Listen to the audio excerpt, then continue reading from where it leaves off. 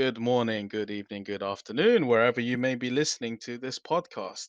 This is Podcast X, and this week we will be doing a philosophical, unstructured talk on religion and morality. That's not the title. We haven't figured out the title yet.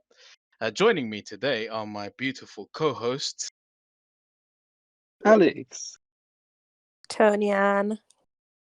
Ella. How are you all doing? We good. All right.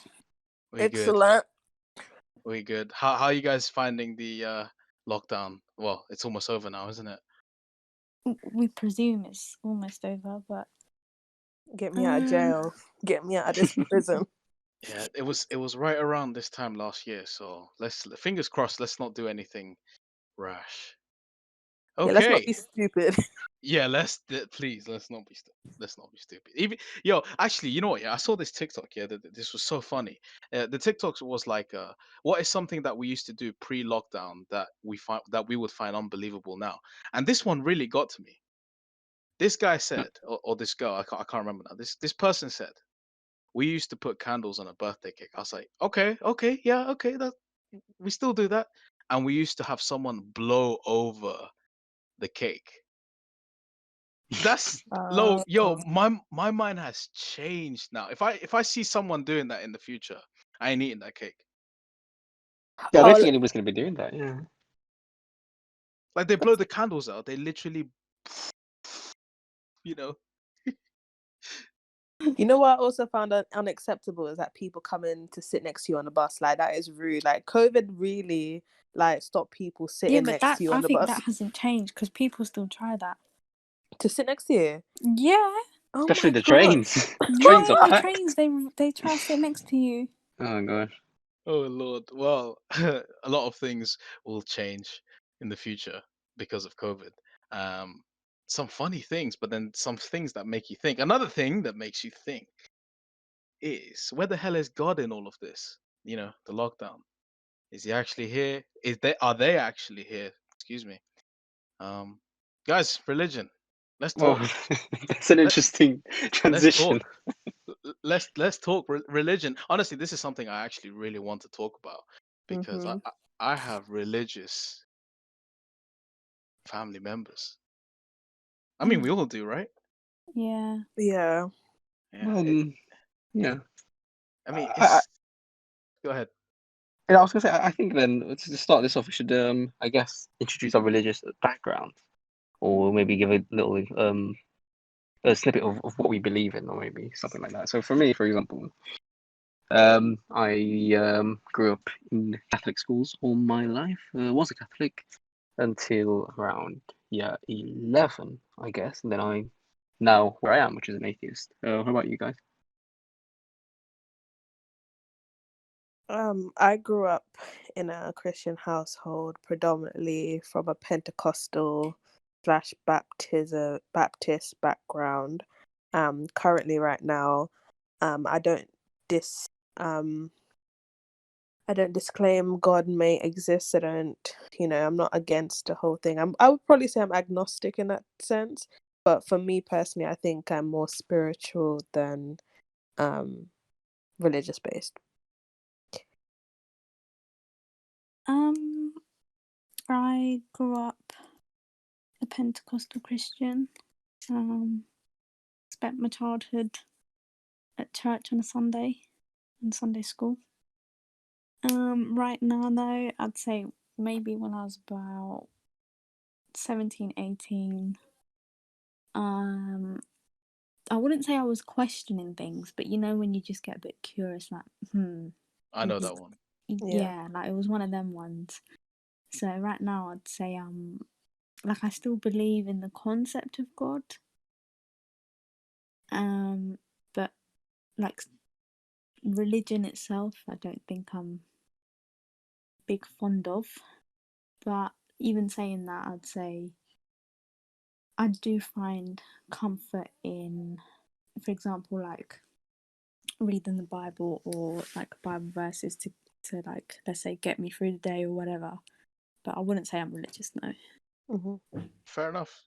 I grew up in a largely Christian family. I was christened, I was baptized, I went through Holy Communion. I've done confessions before. I grew up as a Catholic Christian, and then when I met my wife, I converted to born again Christianity for my wife. No. I did it for all the wrong reasons. So I could probably understand why no one believed that I was Christian. Then I did it for real, and I was like, yeah, this is something I like. Um, and then most people like to say I found the devil, but I like to say I found the brain, because I'm still Christian to this day. Yeah, I swear by the Bible, no problem. But I have a massive issue with organized religion. I have a big issue with organized religion because, well, we'll get into it. So I don't actively go to church. I read my Bible now and again, but I don't actively go to church. I'm very tolerant of other religions as well. I'm not like, is this one religion and you're all wrong? I like to believe I'm one of those people that are like, yo, believe what you want to believe as long as you're not hurting anyone. Yeah, that's me in a nutshell. Yeah. Have you guys like did you guys were you guys like we just heard your backgrounds, but like were you all forced into religion? Yes. As in, Oh we yeah, I were think born I into it. wouldn't say forced is the word, but like I think naturally when you grow up, you're growing up into the religion that your parents follow or practice, and I think that's a natural thing.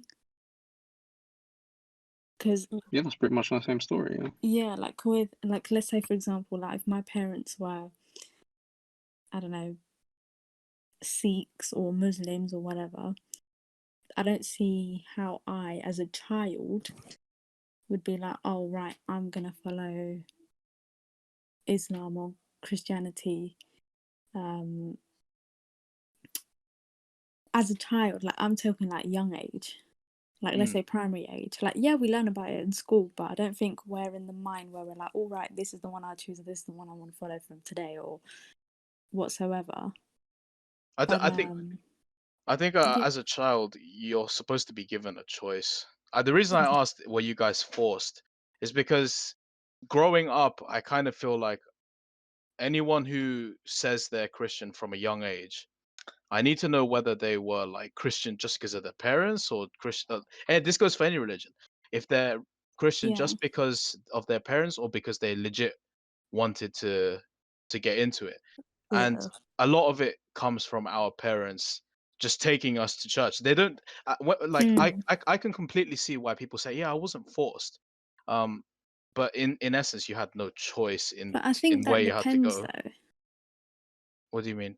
because like for example with me, like my dad was a Catholic and my mum was a Pentecostal Christian when they were married. So when I grew up, one week we'd go to the Catholic church, the next week we'd go to a Pentecostal church. When I went to the Catholic church, I was baptized as a Catholic, but then when I grew up, when I was about 10 or 11, I was, I think the right word to use is christened in the Pentecostal church.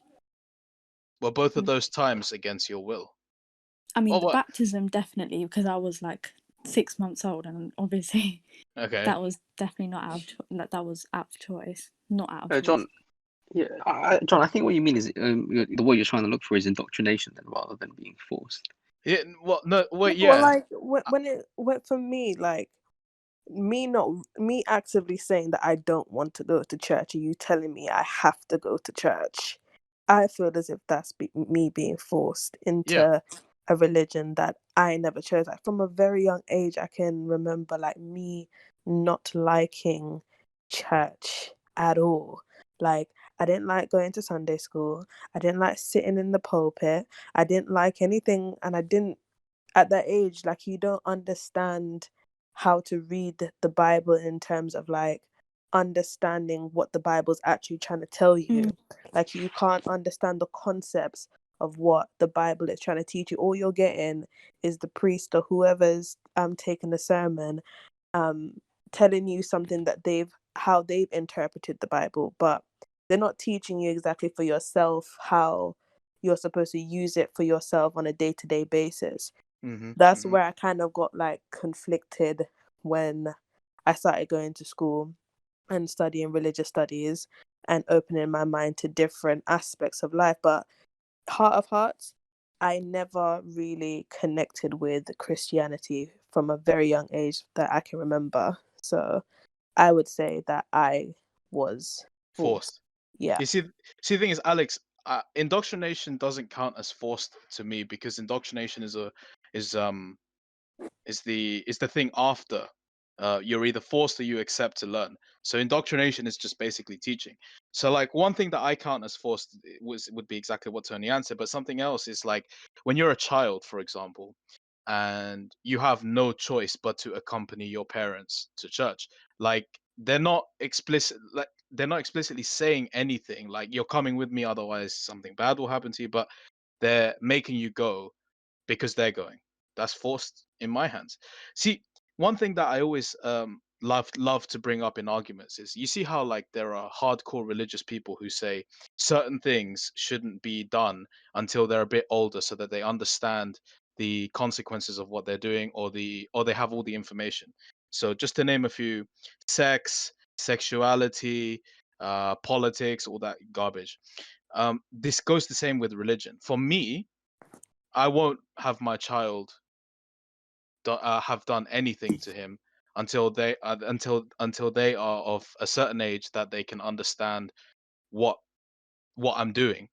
Like I completely agree with Tony Ann. I went to church and I don't know what the hell I was doing. I know how to make the sign of the cross, but I didn't know why I was doing it. I didn't know what that meant. I saw my mom give money to the church. I don't know what that money was being used for. See, it's very Mm. dangerous. You Religion know, when you without see somebody put explanation. £20 into the dish, or what Yeah, they call it again, the offering dish. The Yeah, the you're dish. like, offering dish. why are you giving £20 to the church?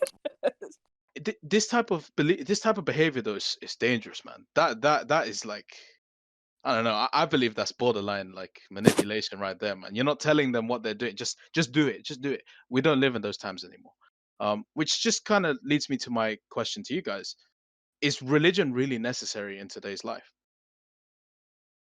No, I mean, to be honest with you, there's no point in religion. Religion, in my opinion, is completely false and it doesn't do anything into the question of God.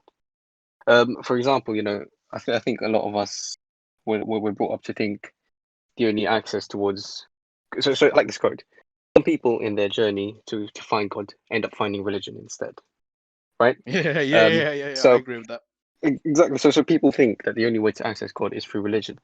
But then, secondary school, I discovered this new discipline called philosophy. Now, philosophy doesn't care about religion. Oh, well, it does care about religion, but what I mean is philosophy. The fundamentals of philosophy is built on logic, which is a philosophical concept. And I'm sure you guys have heard of that. The problem of evil, which was introduced by Stephen Law. So he talks about how the Abrahamic religions talk about how their God is omnipotent, omniscient, and what was the other one? Omnipresence. That's it. Omnipresent. And he says how so God is all good, but there's evil in the world, therefore God cannot be good. But then of course people will then say, but there is so much good in the world, so therefore there must be a good God. But I mean, But sorry, you can turn that around. yeah, you could turn that around. There are multiple arguments for that. I just want to say one thing.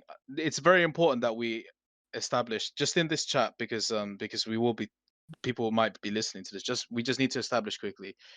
There is a massive difference between religion and faith. So when you said the only way to God is through religion, I've heard that quote before, and to me it has the meaning of you have to be in an organized religion to find God. Listen, guys. You can be a Christian without going to church. You can be a Muslim without going to um, Friday prayers. You can be a Jew without going to synagogue. I have a massive issue with religion because it's so structured and it's this or that. You're either here or you're not. You're either wrong or you're right. Um, I would say religion is not necessary. Now, faith is necessary. For me, faith is very important. We spoke on episode 2 about identity. Faith is something that's very important to me. But for the life of me, I will never participate anymore in Christian rituals that take place in like a place that benefits of other people's uh, misery or dependence. I just don't think it's right. Mhm. I don't think it's right. Look. Majority of us are here are Christians, so obviously our experiences are going to be largely Christian. You want listeners don't expect us to talk about Islam or Buddhism. We don't know anything about that, to be Oh, I can honest. talk about that. Oh, yeah, but Talk you about can. Buddhism. Sure, go ahead, talk about it. But this is the thing, yeah. I find it so bad that you go to a place of worship and they be plugging the offering thing. They'd be like they'd be plugging it. They'd be saying we're gonna use it for the church, or we're gonna use it for the church, and it's gonna be good. We're gonna do this, and they don't use it for the church. But wouldn't you not say that's just the minority of churches that No, do no. that? On a certain level, it happens to every church though. There is corruption at every because Yeah, all right, I believe. 100%. Yeah, I I agree with that I because every church that I've been to, there's corruption or I, there's I something that's going on behind closed doors. yeah, I asked my mom, why the hell do we give money to the church? And my mom, this is legit my mom's reply. Well, they need to what's it called?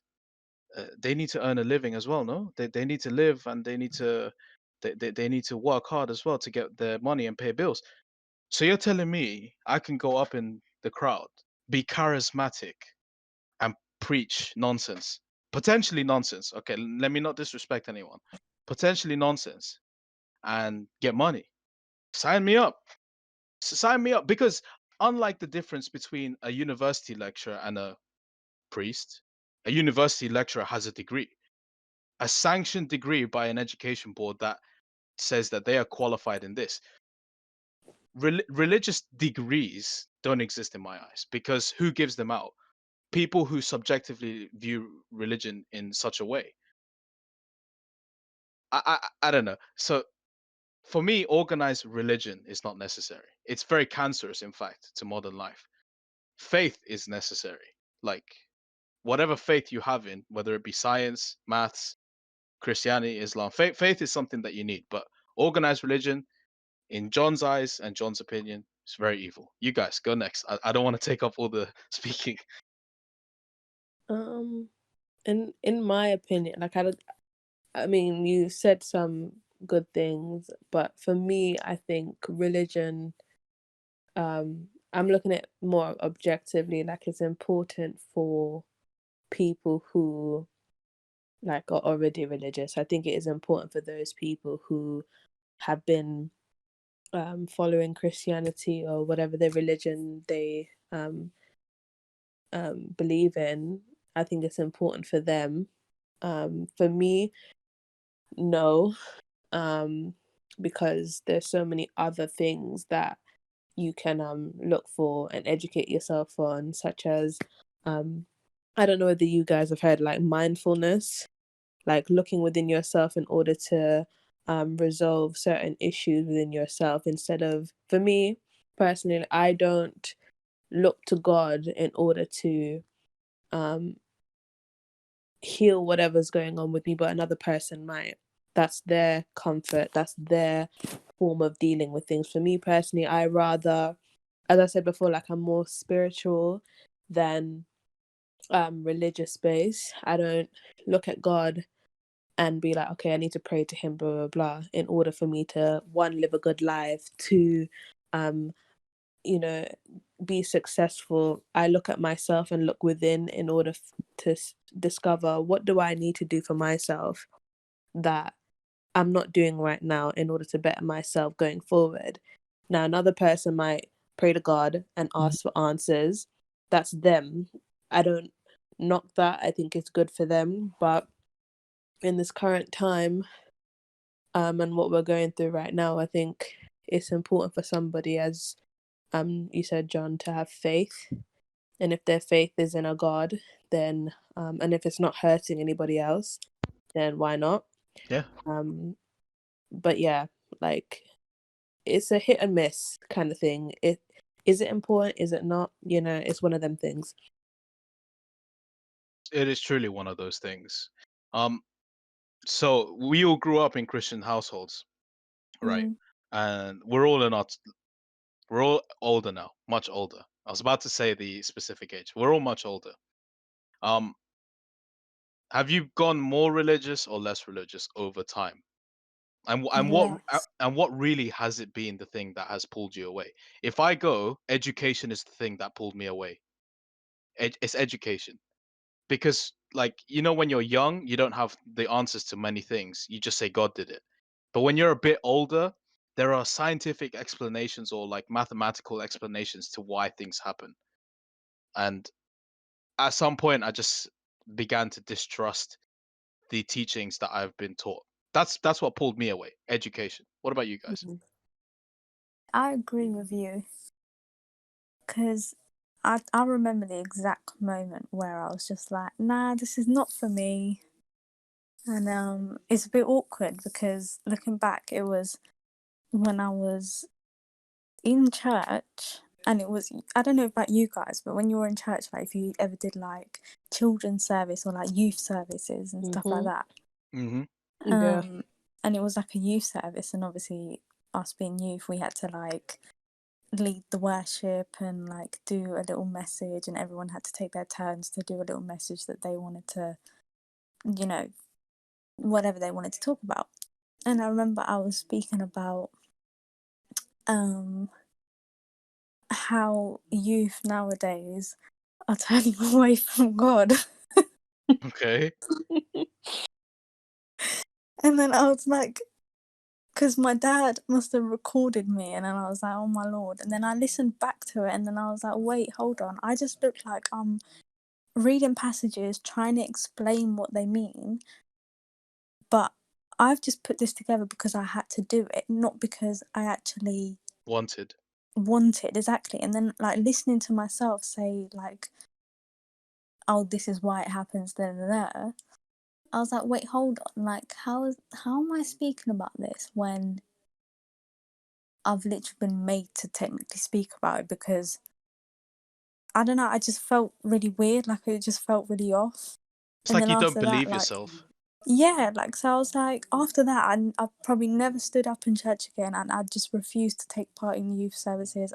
I didn't do anything to do with church, and then slowly and surely, I just left church. Like, I never went back. I just stopped going on Sundays. And the Yeah. biggest excuse I used was, no, I need to revise. I'm working. Exactly, I'm working. Sorry, I can't be there. But yeah, like, and then ever since then, I've just not really, like, I go back to like, I'll go to church if it's like Christmas or Easter. But even then, it's just because it's Christmas or Easter. It's a I don't holiday. really go Mm. because I really want to go. Al- But yeah, that's me. Alex, you were about to say something. No, I was going to say that.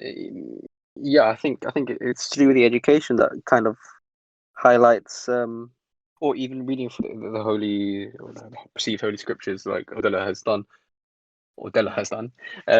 that you sort of realize that there are lots of logical explanations for lots and lots of things that weren't available before, and I think that gets you to realize how the concept of God isn't a religious question or a theological question, but like I was arguing before, a philosophical question.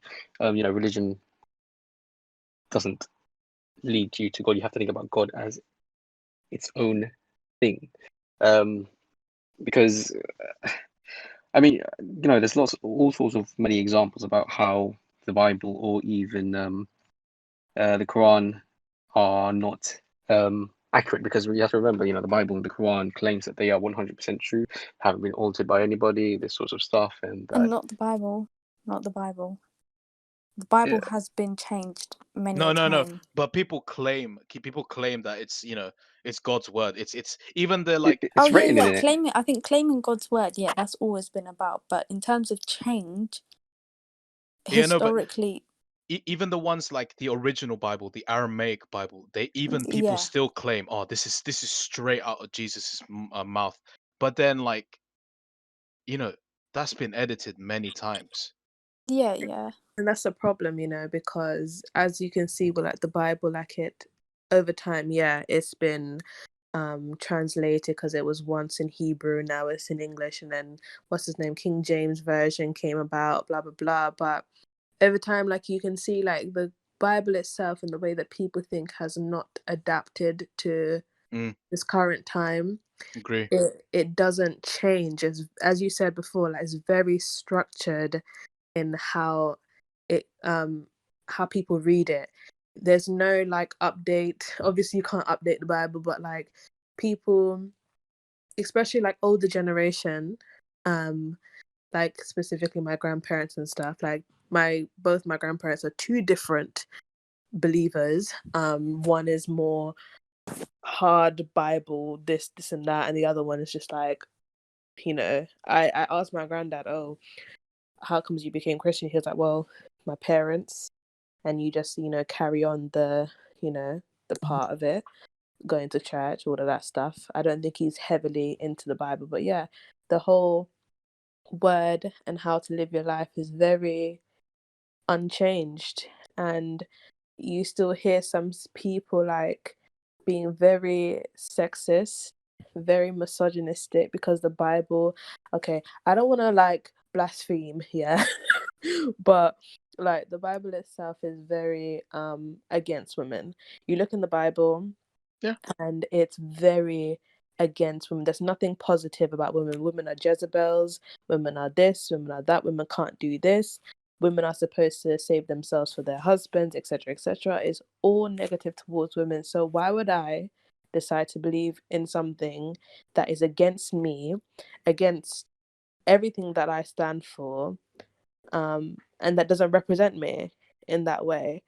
So The, yeah, like it. Yeah, sorry. what did you say?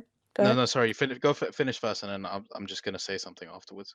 Yeah, it's just like, um I don't discredit anybody that believes in it, because obviously I'm not gonna go against like my grandparents who have believed in this for generations, you know what I mean? But as we've like discussed, like education, and when did you decide that Christianity wasn't for you anymore? I don't think Christianity for me was ever a Ever. part of me, Mm. ever. Like, when people say they've just had this innate connection to God, like it was just meant for them.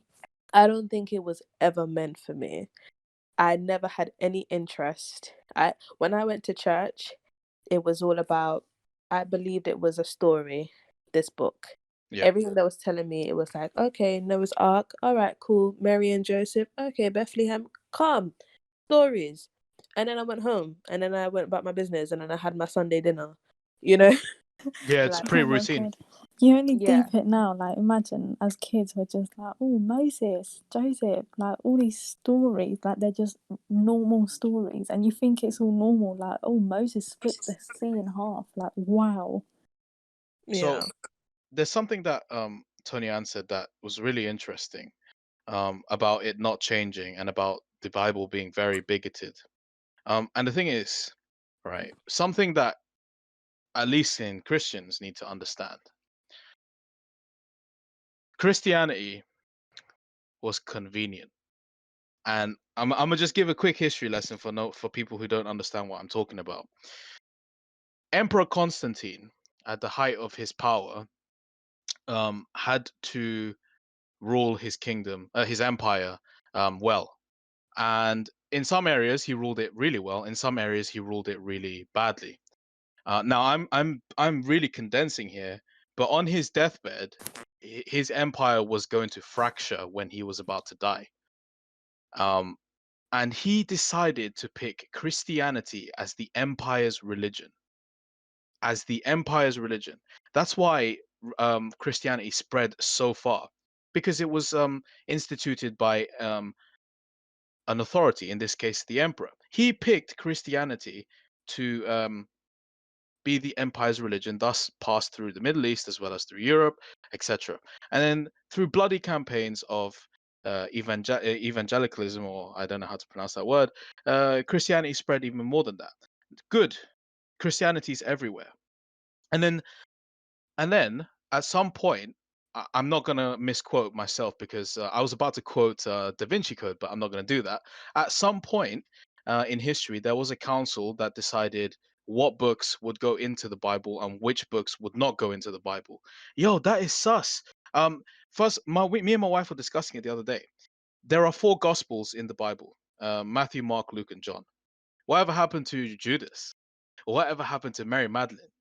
It basically the point I'm trying to make is, right, the Bible hasn't changed in so long, and how is something so outdated ruling what we do today, ruling what governments do today? And this is just Christianity. Imagine slightly older religions like Judaism or Islam. I'm not going to comment because I don't know anything about that. I don't want to offend anyone listening. I'll offend Christians because come at me, I'm Christian as well. But yeah, fuck, religion just hasn't Christianity hasn't just has just not changed. Our interpretations have changed, but interpretations are dangerous because everyone can have their own interpretation. Even myself, I'm doing an interpretation right now, but it becomes dangerous when people use it to manipulate others, and women are just an example of manipulation, um, Bible manipulation on women. Another one is slaves. um Fuck, there was a Bible verse. It was used in 12 Years a Slave. Fantastic movie. Really love the movie. It was used to control slaves in colonial America. Is that right? I don't think it's colonial America. But you see my point. Religion is evil. That's why I personally don't believe organized religion has a place in today's world. Faith does, but organized religion doesn't. And that's for me.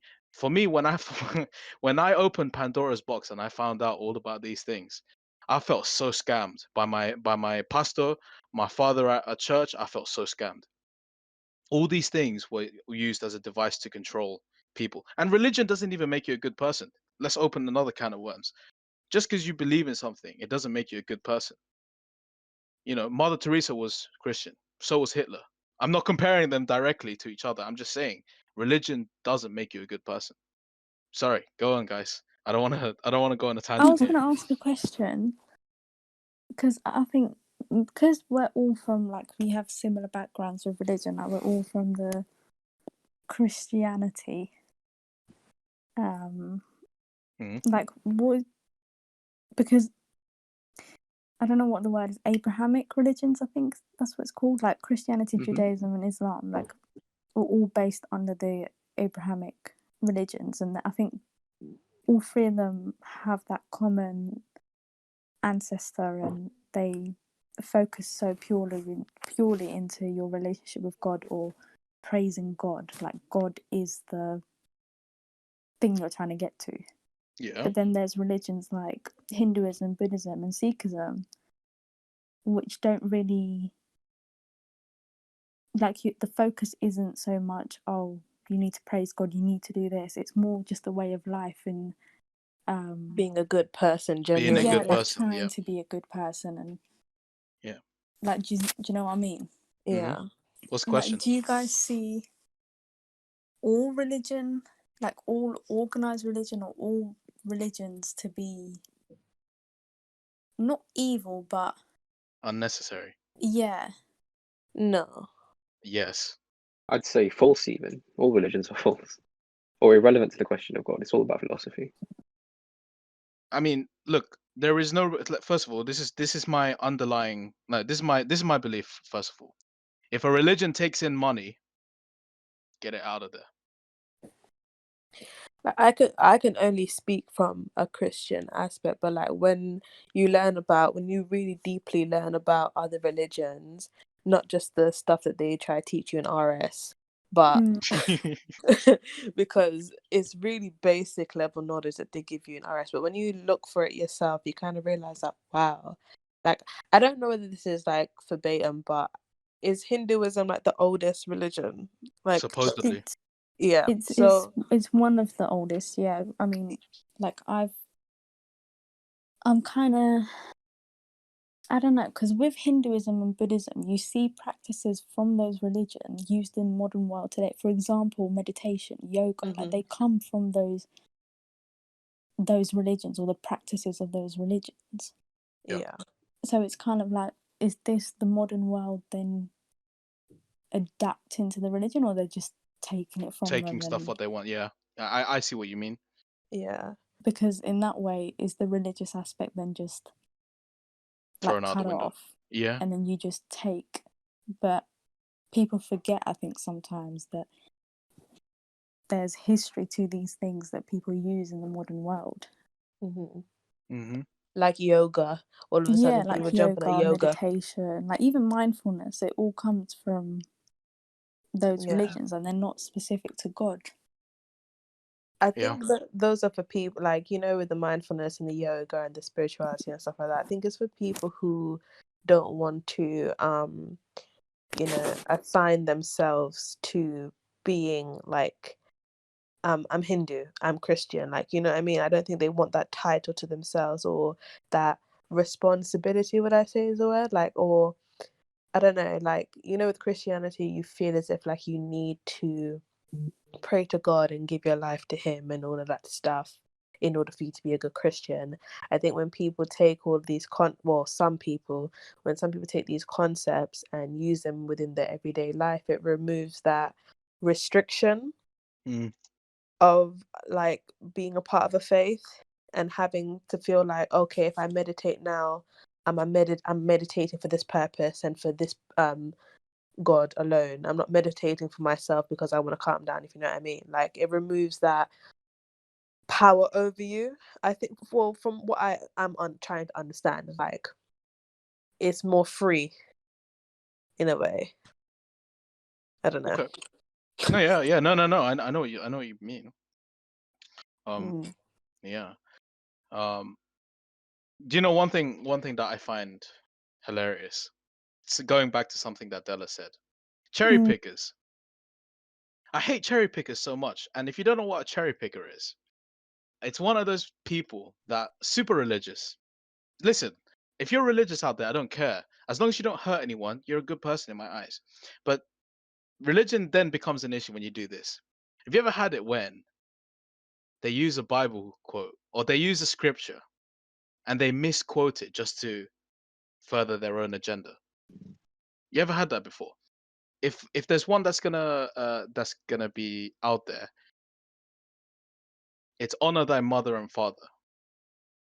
We can all agree, respect your mom and dad. We can all agree. Mm. Mm-hmm. But at the same time, there's also one that there's also several Bible scriptures that say don't hurt your child, nurture them, don't fucking abuse them, don't push them to the edge, don't make them to the point where they want to do wrath. You're meant to nurture a good person.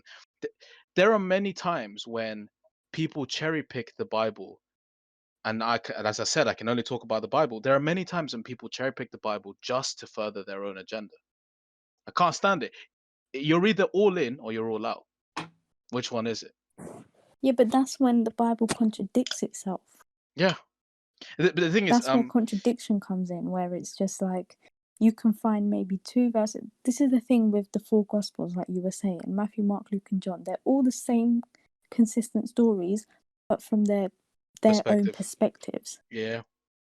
So whether you're going to find one thing that says, oh, give money to the church in Matthew, Mark will say, oh, give your earnings to the church. Luke will say, give this much money. Like, it's, you could pick so much, but at the same time, like you said with this honor your mother and father, there's parts where it says don't abuse your kids, don't like turn your kids away from whatever, and then it says but obey your mother and father. Like, it's all very contradictory. yeah, Yeah. it's very contradicting, and it's not just that. Like, I can assume, or not to the top of my head that I know of, but I can assume that there's many things that you can pick out, and you can just pick out random stuff from the Bible and then just use it to please whatever you're saying, or try and back up a point, or Mm. Was there but a it's not scripture that really. you guys? No, you were Sorry. saying No, I was like, was there a scripture in the Bible that you guys like had to learn by heart, or like you knew by heart? the Lord is Yeah. my shepherd; I shall not want. That's a prayer, but yeah. I John, had to learn that for some reason. the No, it's in the the Psalms. the most famous one is Psalms yes, 23. the most famous one I think is John 3:16. That's like the most famous. For For God so love, loved the what was it? world, for God so loved the Love world, the he gave world his that he only sent his son. one and only son. Yeah.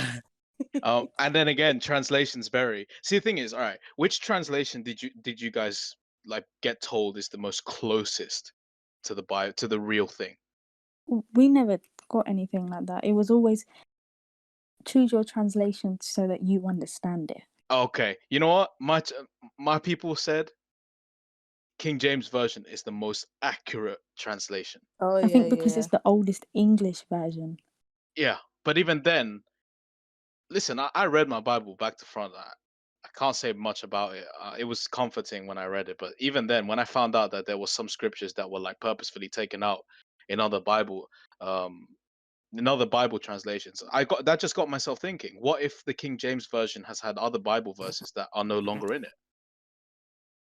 It's very dangerous. It's very dangerous. Yeah. But there is one thing that religion is credited for making, and it's possibly one of the greatest things that we have. Morality.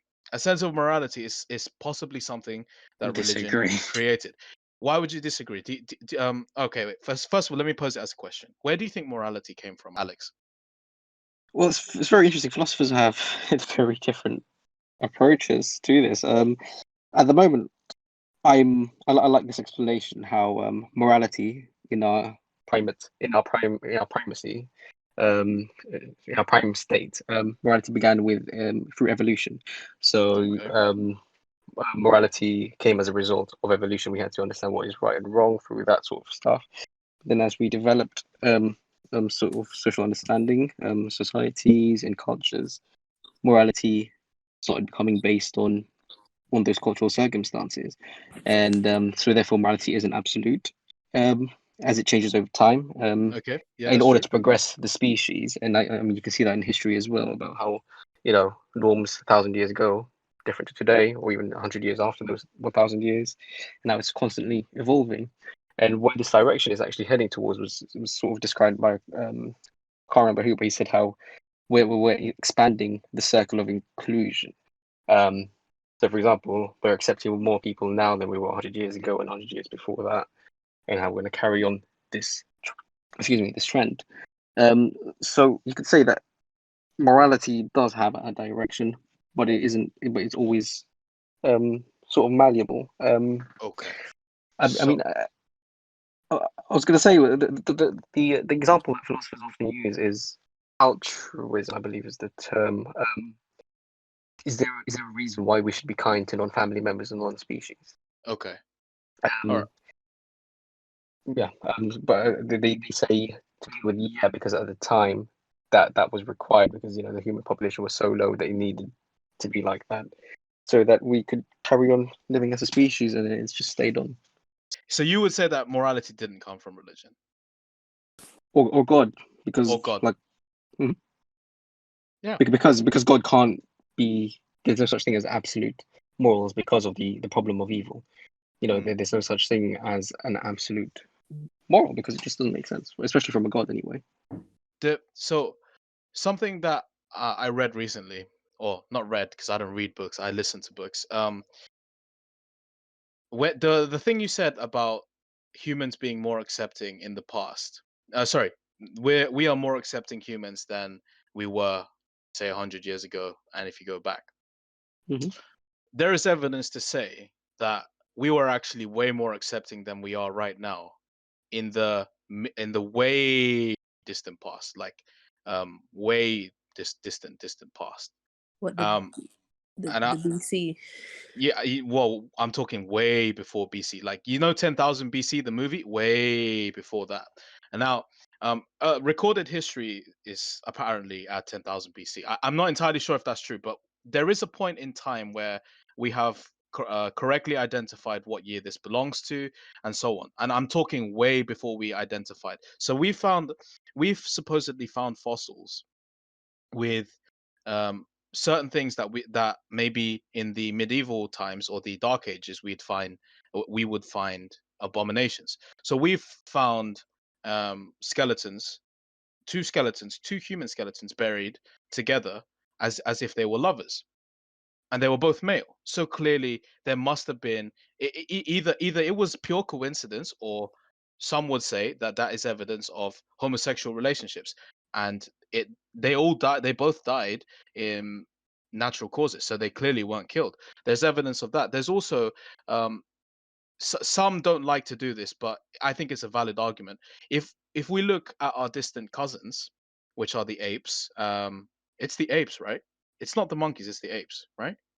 Um, if we look back at our distant cousins, there is behavior in our distant cousins that some may find abominations, but we clearly went through that behavior. Um, the reason why some would say religion created morality is because this sense of what is right and what is wrong. Um, But who decided that though? Like the people that were in power decided what was right and what was wrong. Because if we're talking about way before, when we were more accepting, way back in the past, when, for example, the Greeks, they considered, they didn't care about sexuality. mm, Back then everybody was having orgies. It is it is what it yeah, is. it But is what it now, is. Yeah, no, really. like, I think when there becomes a power structure, like with our geography degree with subdominant and dominant cultures, uh, you realize that, like, it's the people who are in power who decide what is going to be made right and what's going to And be what's to be made made. wrong. Yeah. I'm glad you brought that up. You just reminded me of Nietzsche, which Okay. who talks about how there are two types of morals. How I can't remember the exact term, but he said the masters and the slaves. Okay. It's not exactly like that. Forgive me. So the masters are the people in power, and they decide what is right and what is wrong, and how it's usually to progress themselves or to serve themselves. And there's everybody else Mm-hmm. who could be considered as slaves who look up to these morals that they've set. However, over time, there's a struggle. There's a sort of moral struggle between the slaves and the masters, and the slaves sort of accept that, right, they can't achieve those standards that the masters have set, so we're going to create a new standard. And what Nietzsche uses is Christianity for this. So what the master morality back then was, conquering, conquest, and all that sort of stuff. But then the slaves, great Christianity to say, um, greed is sort of a bad thing, or that sort of stuff, as if to say, right, we can't achieve those standards. We'll make our standards that fit us. If that makes sense. Yeah. So high morality in general is quite unattainable. Like, being the most moral person in life is Not possible. unattainable, because, like, within Christianity, like, to be good is to be close to God, right? I don't Oh, think that's possible for many people. yeah. I mean, I think morality, though some people would say it comes from religion, I personally would say we create our own sense of morals, or we get Mm. passed down our own sense of morals. So, for example, I believe killing is wrong, and that is all killing, even capital punishment, even war killing. Self-defense. Actually, Ev- let me ask you why then. What do you mean why? Well, why is I'm going philosophical here then? What? Why? Because Why would killing yeah. be wrong in my eyes? Hmm. Even if Or, even if it was self-defense, you still killed someone. Like I the thing is, for me, I build my morals on consistency. It's very very important to be consistent. If I say myself now, if I say something is wrong, in whatever case you say it's wrong, and I've done that to myself. I've said many things in the past where I've said that's wrong, and I've done it myself. I'm not perfect, but I'm a hypocrite. It's fine. Killing, in my eyes, is wrong because you're taking away a life, and that no longer makes us human. There are there are many many issues with that statement, because it's what is a human first of all, etc. But we are not like other animals. We are our own species. We are sentient species, and we have the power of the voice. So we should be able to talk our issues out. Sometimes we can't do that. Sometimes we can. It is what it is. I think killing is wrong no matter what practice you put it in. It's necessary. Now see, I didn't say Even though I said killing is wrong, sometimes it is necessary, but I still believe it's wrong.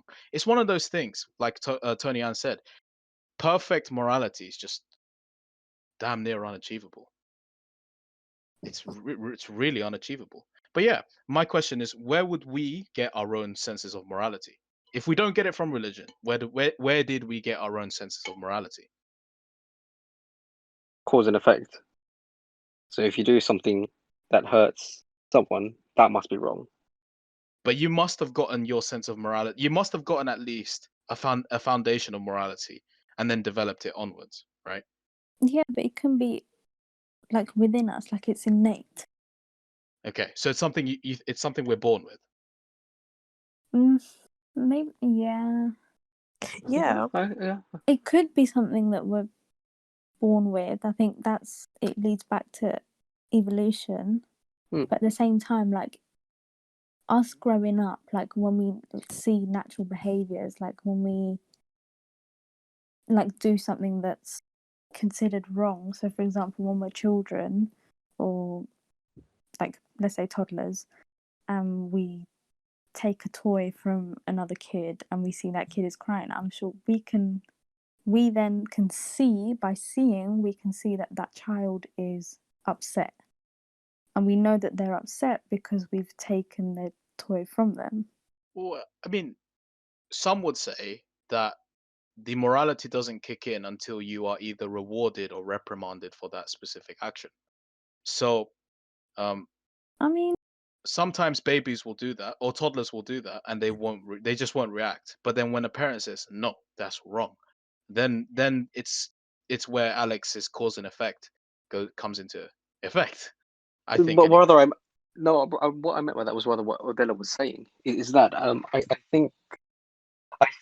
sure I can't remember the scientific, but I think it is sort of passed down as well as through genes, sort of the foundations of what is perceived right. Because I mean, you know how humans have characteristics like saying we are social beings, and that's through our genes and that sort of stuff. I think it's something to do with that as well. And as Odella said, we can identify.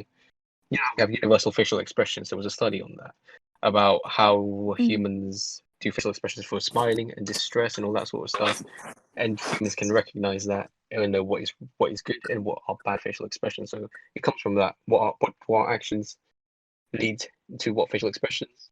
We know it's a good action that we did or a bad action that we did, and now we know if it's right or a wrong action. I can dig that. I can dig that. So God doesn't come into it then. Well, I mean, I always never thought God came into it. I just posed the question that some people believe that, um, you know, because like some people believe that, and I don't fault them. It's what they were grown up with. If they choose to believe in that, that's okay. They're not hurting anyone. But some No, people but believe all life began in the Garden of Eden, and then Moses came along and he set down a ground rule for life. Some people believe that. That's okay. I ain't gonna say anything. no, Uh, I'm sorry, but it really does frustrate me because if we can, because I feel like it really just hampers progression of understanding of these key concepts such as morality. If we just keep on seeing it through religion, I think we really need to go past religion and just see things philosophically, because I think we can really take massive steps in policy, in understanding of each other, and how we can progress in the future if we just take religion out of it and just see things as it is through arguments, through logical arguments. That's I just me think anyway. I agree Yeah. with that, because when people say that their morality comes from their religion or them following their religion, I feel like this is just my opinion, but I think that's a little bit dangerous. yeah. Because if you're saying that your morality, your sense of saying what is right and wrong is coming from the religion that you follow, what if you didn't have that religion? Are you then just gonna say like, oh, like where would you say your morality comes But from? okay. So here's the expanded hypothesis of where morality comes from. Now, morality. Some people believe morality comes from religion. That's point A. Now, to answer your question, what if you didn't have that religion? Morality has influenced our lives so much that you don't have to believe in a religion to be a subscriber of morality, because from the moment you're born, you are born in a system that has a set rule, And those rules, some people may say, would have come from a religion. That's why you don't necessarily have to be Christian to develop these sorts of morals. Um, that's the hypothesis anyway. That religion has, you know, developed the morals into working society, and no one really knows now where religion come from. And again, that's just a hypothesis. Mm. Uh, you know, so with Alex, would you say in a perfect world there shouldn't be religion mixed into like policy and stuff like that, like morals? Excuse me. Mm. I think religion is a natural thing that comes across any civilization, and I mean by any civilization, I mean across the universe as well. Whatever species ends up progressing through the ladder of evolution, I think religion is something that pops up. But I think the next step to that evolution is transitioning away from religion into philosophy, which I don't think religion should influence any sort of state laws. I mean, we can see how that's been dangerous anyway throughout Yeah. our history. So absolutely not. I don't think morality should be religion should be imposed as defined Okay. as they define morality. Okay. So let me just ask you something. As a staunch supporter of the British peoples, are you a supporter of the monarchs, first of all? Um, I'm questioning that. I mean, I can see how it's a stabilizing factor, but at the same time, I can see how they've been causing a lot of controversy recently. Okay. Do you know where the first monarch? Okay. No. Do you know how the first few monarchs came to be? And I'm not. Conquest and I'm. Because backstabbing. God chose them. God chose them. I'm not talking about the English now. I'm just talking about in general.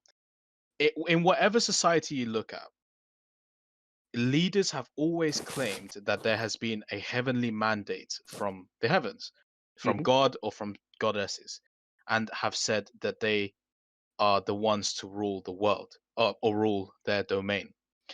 In medieval history, kings and queens were respected so much and feared so much because they were supposedly appointed by God and appointed by a religious structure. That's where most of our monarchs come from today. I don't think many people know that to this day. So my question is, if you're as a staunch supporter of the monarchs, or not really a staunch supporter, but as someone that can see the benefits and so on, if we abolish religion, should we abolish the monarchs as well? I think I people mean, sorry. no, just saying. I don't think people really like look at the monarchs like that anymore. Well, especially here, I think they just are more publicity, and they're nice to look at and tourist attractions. At this point, I don't think in this current day and age, we really look at Queen Elizabeth like, oh yeah, she was appointed by God, I should praise her. No, she's just Queen Elizabeth. She's Lizzie, isn't it? But Alex, correct me if I'm wrong. The monarchs still have power in this country. They're not titular powerheads. No, they do. They still have power. And actually, you just got me thinking. At some point, there's going to be a future king who is an atheist, and the very structure of Church of England is saying that the head is the king or the queen. If you've got an atheist head and king or queen, then your entire religion just collapses, isn't it? Yeah. Or Church of England anyway. But I agree with Tony Ann. It's no longer seen as a religious thing, more of a stabilizing factor, the institute of monarchy. Okay, but let's say for the rest of the world, for example, there are still many places that have monarchs. A sultan is a form of a monarch, I believe. Japan still has its emperor. Um, these things. And I think it's very important that we do take a look. Me personally, I think it's very important that we do take a look at why we still have monarchs, because and now Alex will know more about this, but where do they get their money from? The lands that they've taken. Okay, so we don't pay them, right? It's from the royal estates, the But we British don't royal pay, family. but we don't pay them, right? Like our taxes don't go into their coffers, right? No. All right, cool, man. Dismissed. For the police force, sorry, the police force. Well, the security is taxpayer. I don't care about that. Everyone needs security at some point, some level. I don't care. All right, cool. My argument's gone now. I don't need to. I don't need to argue about the monarch. See, I don't have a massive issue with the monarchs, to be honest. But there are some people out there that are atheists and like, why do we follow monarchs? Why do we still anyway? I One. think it's nice to look at. Yeah, yeah, they are nice to look at. I suppose that you know what. This is gonna sound dark, but how long are they gonna live for, man? You know what? Yeah, this is a separate thing, but I don't think I should speak about it on the podcast because I'm mad. So when you finish recording, I'm gonna tell you about it. But yeah, yeah. You've got our I, listeners in suspense. I mean, have you guys seen The Crown? Oh, this is going to be juicy. Have you The you Crown, guys yeah. watched The Crown on Netflix? Like, Yeah. dictating. Yeah, that should be sus, man. Wait, you should be No. sus. No, That's a that should be documentary. sus. Elaborate. Well, like there are some things that have been made light into the public eye now that sort of just put into question, why do we idolize these people? I think Just in recent times, specifically with the British monarchy, a lot of questionable not a lot stuff's of going on. questionable stuff. Yeah, See, I think it's culture. I think it's called. Traditions. Yeah, yeah. That's another thing we should talk about. Traditions. I think traditions are way more of a harm than they are like positive. 100%. Yeah. They But harm too many people. that's what I mean. We keep these structures without progressing because it's been there forever. You know, for me, I just want to progress as a species. To me, that's just what I just want to do. And I think religion. Going back to religion, I just think religion is it's going to take us back. And unfortunately, you know, Islam is going to be going for the next 100 years or so, and religion and atheism isn't. Why is it's going to be increasing as a percentage? I don't think it's going to be. Do you know what? Yeah, I think Definitely. I think our geography teachers will be proud if I said this. Ladies and gentlemen, religion is a social construct. Boom. Yeah, but like when you said things are changing, and religion is becoming diminished. What are we going to put in place of that? Because with everything and with every society, there's always a transitional period when things overtake the old things and become new. So what is the next thing that is going to be things that people are going to follow now? Because you take away religion, now what's next? What's going to be put in place? Philosophy. Philosophy. I'd say The schools of thought politics. about Mm. no, schools of thought of how to view life and morality. You know, you've got Plato and people Sun Tzu, Socrates. Taoism, Are you guys Socrates. Yeah, are you guys like more relieved when you believe in something and like in relation to like big events like death, for example? Are you What guys do you mean? are you guys potentially comforted by the fact that if you live a good life, you may be put into paradise? Nah. I don't really think about it, to be Yeah, fair. I think not. before, like, when you go to church, you're like, oh yeah, I want to get into heaven. I don't want to go to hell because they showcase hell being a horrible place. But when I came out of that, I don't think I really stressed. Because Christians, they could live the best life that they can and still go to hell if hell exists. But like, I don't think, as I said before, like I don't think like being 100% good person throughout your entire life is a possible thing because you're gonna fuck up. You're gonna do Yeah. things that like people are not gonna like. You're gonna do bad things, like whether it be tomorrow, next week, and next month. Like I don't think. I think you need to work on like, okay, you did a bad thing. How are you gonna fix that?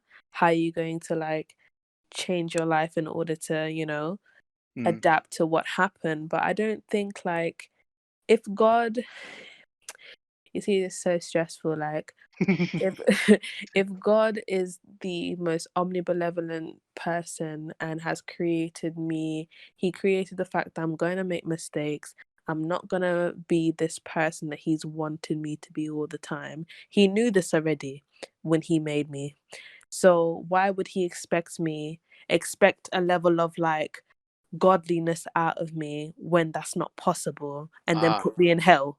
You know, that's bad, Uh, man. You know. see. There's an interesting argument here. To a response to your philosophy there. People would say, okay, no, Christians would say, God created you, but He did nothing else. Now, see, there's such a massive loophole in this. Now that I'm saying it, but some would say God created you, gave you free will to do whatever you wanted. All of the choices that you've done are a result of your actions and no one else's actions.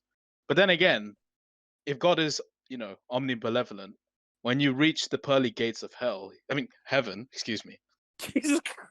um, God should be like, I forgive you, my son, I forgive you, my daughter, I forgive you, my guy, or whatever. I know you did some bad things, but I forgive you. Why does some people, it's the argument, for people who say, oh, um, I'm not comforted by this because God will forgive me anyway, so I'll just do whatever I want. It's one of those things. Me personally, I've always said to everyone, um, I will do me, I will do me, and I don't care what you say about me. When I die and I meet God, if I do meet God, and He says, John, you did all of this, what you have to say for yourself? I'm sorry. That was all me. No one made me do that. That was all me. I'm gonna take responsibility for it. Um, but yeah, I personally have some comfort in faith that when I go somewhere, when I die, I'm potentially gonna go somewhere, or when my family members have died, they're potentially gonna go somewhere. Um, that gives me comfort, Yeah. at least. Uh, you know, um, religion used to influence my life decisions, but it no longer does. Um, So, I think so I think. Go ahead. I was just gonna say, so you got me thinking about, oh, you were talking about death rather, even and what happens to it.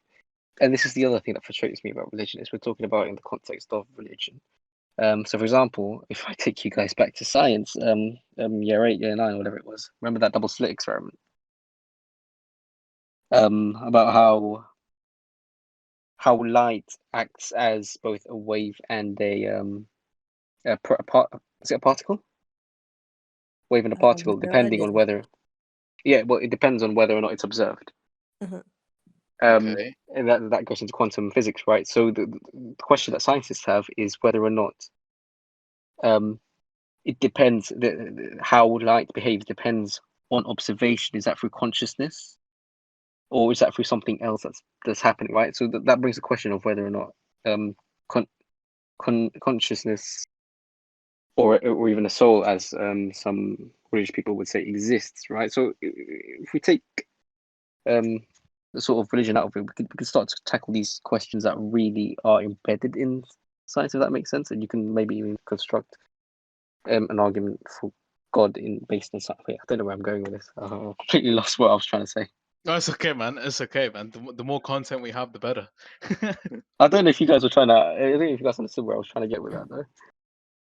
No, I kind of lost you at the double slit experiment. fine, fair enough. Yeah, same. But yeah, I mean, look, guys, are you guys ready to? I mean, okay, that's a stupid question. Of course, no one's gonna Are we answer ready yes. to die? Yeah, no one's gonna answer yes to that. But are you afraid to die? And not because you're afraid to leave people behind or you haven't completed your life yet, but are you afraid to die because you don't know what's going to happen next? Because I would say yes. I think yes and no. Why would you Because say no? I think no, because I think that's through life experience. Let's just say my life experiences have taught me that you shouldn't be afraid to die, but that's a whole nother topic. But yes, because I think the religious side of me, the religion that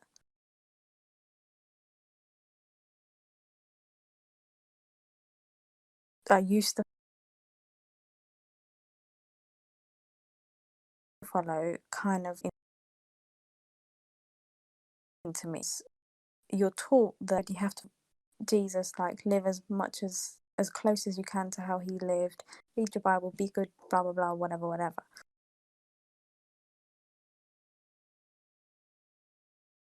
and then you'll get to heaven. So it's kind of like I'm literally living my life so that when I die, I'm going to live happily eternally with God, or I'm going to burn in hell.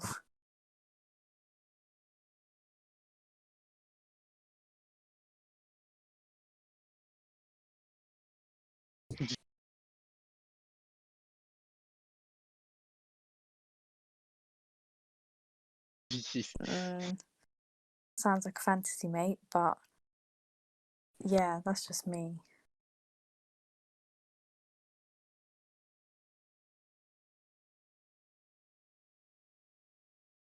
I'm just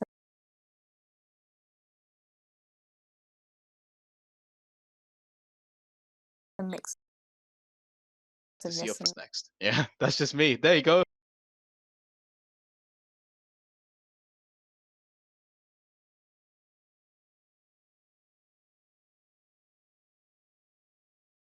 That's something you've learned about me. That's just Well, that makes sense. that's just it. I want to try end on something good, but everything I talk about just sounds so bad about it. Okay, any positive religion? I mean, if I have to go first, religion brought me closer to my wife. Well, even though I did it for the wrong reasons, I still went to church. I have to thank. If I have to thank God, I thank God because I met my wife, who is my everything.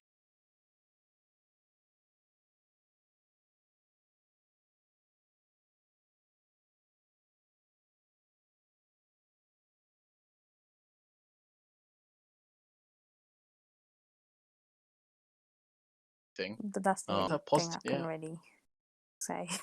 Alex, Tonian, anything positive you can say about religion? It opened the doors to learning about other things than being stuck on just one religion. I'm trying to really go back into